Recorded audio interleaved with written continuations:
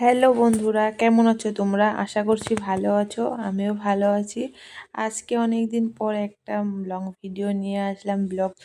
তো অনেক দিন হলো ব্লগ ভিডিও শেয়ার করিনি তোমাদের সঙ্গে। আজকে একটা অনেক ভালো জায়গায় যাব ভাবছি, তার জন্য তোমাদের সঙ্গে শেয়ার করা ভিডিওটা।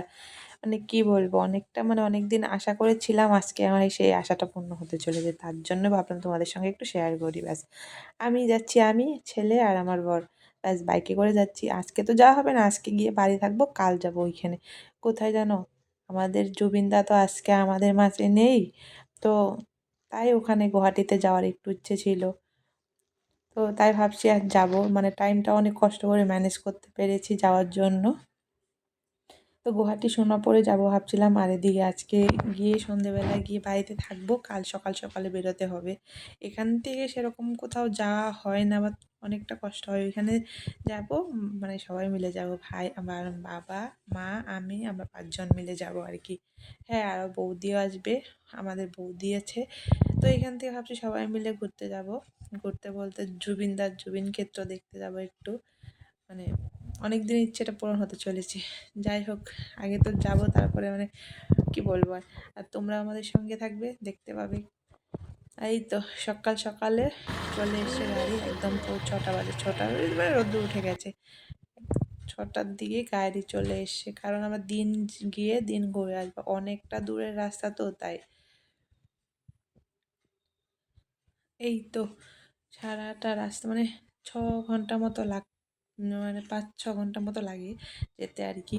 সেই গুয়াহাটিতেই অনেকটা দূর। সোনাপুর ওখানে তো যেতে হয় না।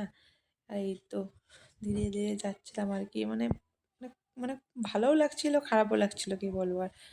ভালো লাগছিল যেতে পারবো বলে, খারাপ লাগছিল সেটা ভেবেই যে জুবিনদা আর আজ আমাদের মাঝে নেই সেটা ভেবে। যাই হোক, যাচ্ছি।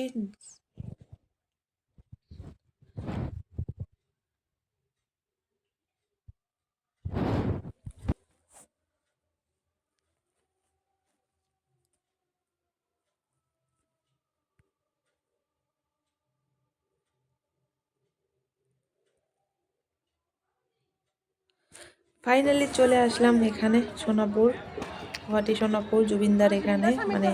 অনেক দিনের আশা আজ পূর্ণ হলো আমার। চলে এসেছি এখানে। আর এখানে দেখতে পেয়েছো, এতদিন হয়ে গেল তবু অনেক লোকজন, অনেক মানুষ, কি বলবো আর। আর এখানে ওই তো বাচ্চা পাঠিয়ে এসেছিলো, স্কুল থেকে হয়তো নিয়ে এসেছিলো। এখানে জুবিনদার সেই মায়াবিনী গান, গান, কি বলবো, সবার মুখে তো একটাই গান, শুধু মায়াবিনী। আর গানটা আগে শুনেছি, সেরকম একটা ভালো লাগেনি হয়তো। আর এখন যে এত ভালো লাগে বলতে, অনেক ভালো লাগে গানটা শুনতে আমার। আমি মনে হচ্ছে যে সবসময় গানটা শুনি, অনেকটা ভালো লাগে আমার গান। আর আমি নিজেও যাইনি, আমি যে জুবিনদার এত বড় ফ্যান ছিলাম, বুঝতে পারিনি, এখন বুঝতে পারি এখানে এসে।